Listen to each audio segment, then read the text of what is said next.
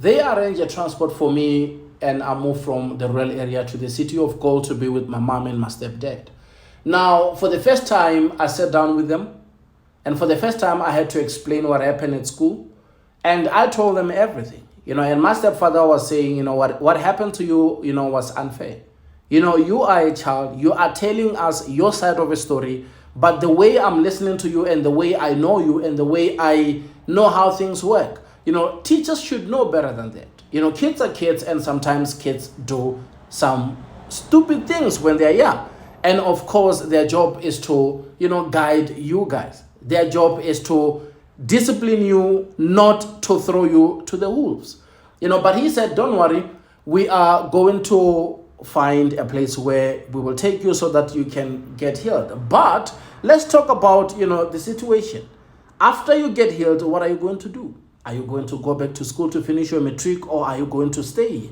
I said, I'm not going back to that school, because I was still angry. And he said, but if you are not going to school, you cannot sit here in my house and do nothing. That means, you have to go and work. I can only maintain children. I can only maintain people who go to school.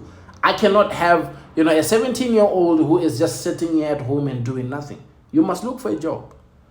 And I had to focus on one thing first.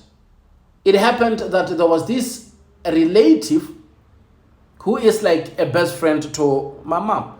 They know each other from the rural area. Now they met here around Joburg, and they kept that relative kind of thing going, whereby my mom is and your mom, their families, and this, those kind of distant relatives, but they kept it going, like we have to be together to survive here because of we also come from the same rural area.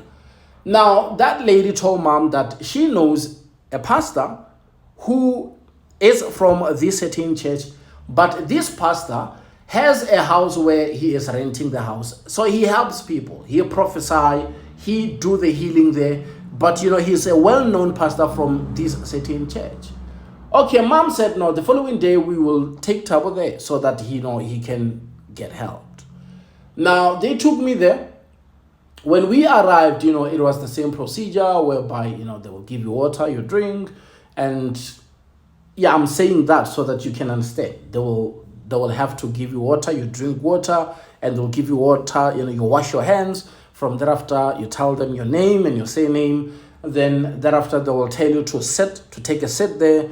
Then it's a list thing. So after some couple of minutes, they will come and call somebody's name and surname, and that person will stand up, will follow, the guy who's helping the pastor to the certain room. When you get to the certain room, there will be a chair there, and there will be a table, and the prophet will be sitting on the other side of the table, and you'll be sitting on this side of the table on your chair, and the prophet will start prophesying. You don't have to ask any question. The prophet will prophesy while the prophet is writing the dialogue, writing everything on paper. The prophet will tell you everything, and when he's done, he will say, do you have any question? Do you want to know more? What do you want to know? Which department do you want to know about your life? It was that kind of a prophecy, and he told me everything. He even told me about the man of God who helped me using water and threshstone, the albino. He told me stuff that I didn't even know. He went deep to people who were on earth before I was born, like 3 to 4 generations before me. He told me about how others died. He told me why I dream about caves, why I see mountains, and he went deep, man. He told me about everything. He told me that, they knew what I was going to become. They couldn't allow me to finish my matric because I wanted to go and do law. I wanted to do this, I wanted to do that. They already saw my future. That's why people of the dark, they were fighting me so hard.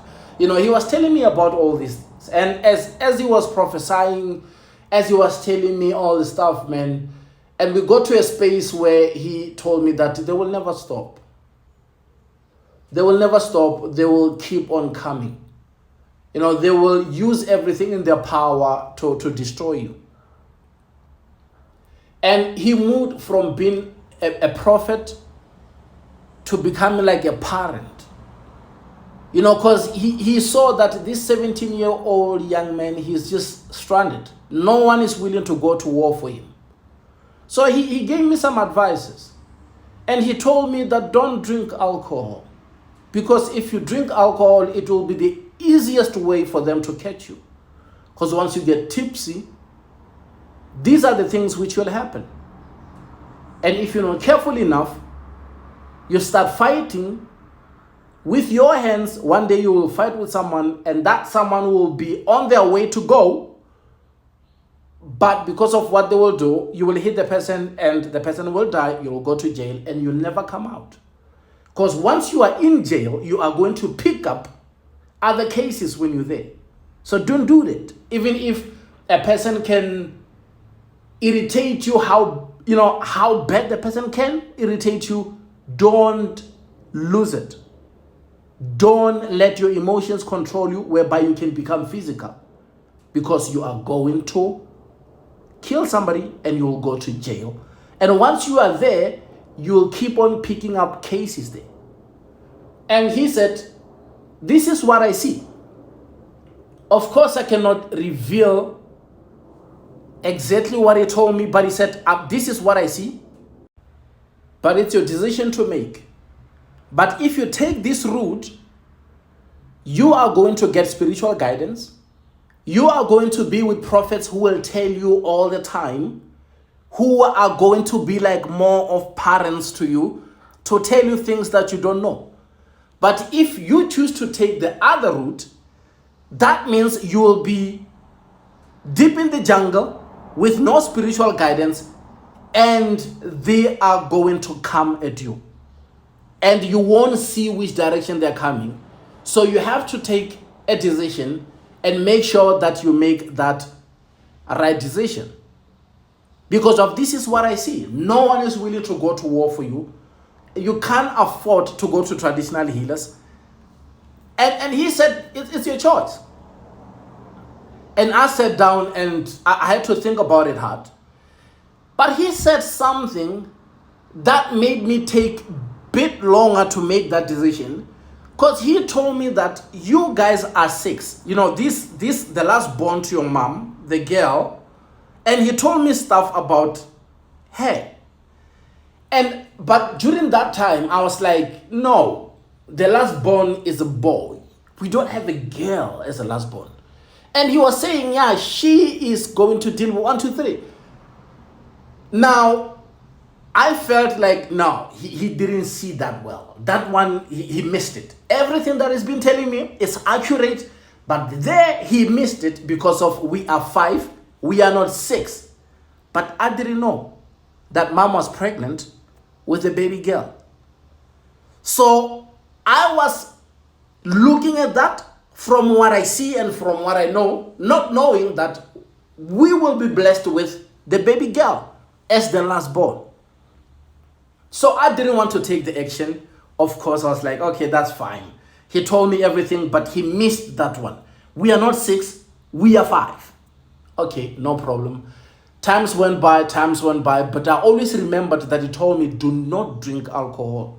It's going to be easier for them to catch you. So I felt like, or maybe if I drink alcohol, maybe what used to be painful inside, maybe it will get power. Because that's what, sometimes we are told that once you drink alcohol and you're having something in your stomach which is moving, that thing will get power and it will grow. Okay, no problem. I stayed away from alcohol and I became this guy who doesn't want to go and party and do all this type of stuff. Then times went by. Then it happened that mom gave birth to a baby girl.